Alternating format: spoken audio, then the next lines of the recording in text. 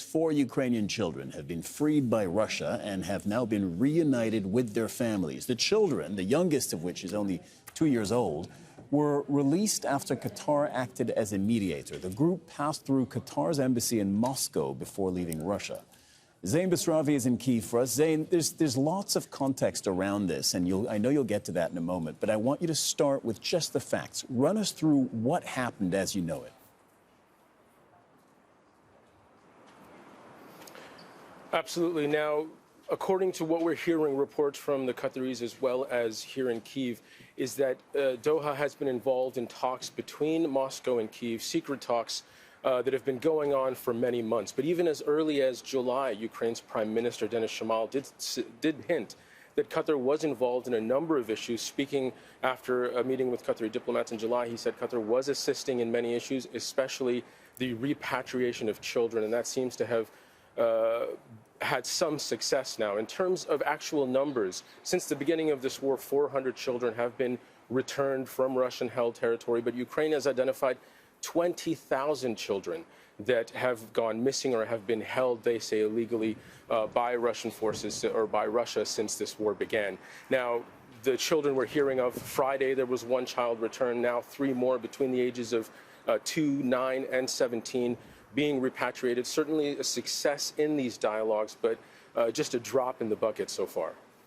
To that context, then, there's an international arrest warrant out on the Russian president. I mean, some of our viewers may have forgotten, but this is major news. International arrest warrant out against Vladimir Putin for this, for the transfer, the forced transfer of Ukrainian children from Ukraine to Russia. Yes, this is an incredibly primary issue for the Ukrainian government, for the armed forces, for the people of Ukraine. There's even a march in the main square later today for people calling on the Ukrainian government to do more, to have those children, to have missing people in general found and repatriated to Ukraine. It is a major issue for people in terms of the context of this war. And Qatar's role in this is becoming more highlighted. It has become a bit of a global diplomacy hub, an important partner in these kinds of things. Qatari officials will be accompanying children throughout the process from when they are handed over by the Russians to Qatari authorities. They then accompany them either first to Doha or possibly to the borders like Estonia or Belarus. There's even a humanitarian corridor directly connected at the border between Russia and Ukraine in the Sumy region. And Qatari officials will be with these children along the way, the entire process.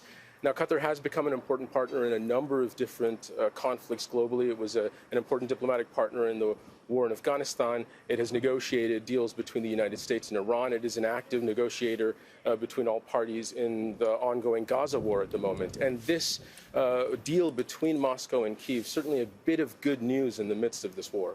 All right, Zein Basravi reporting from Kyiv on that. Thank you very much, Zein.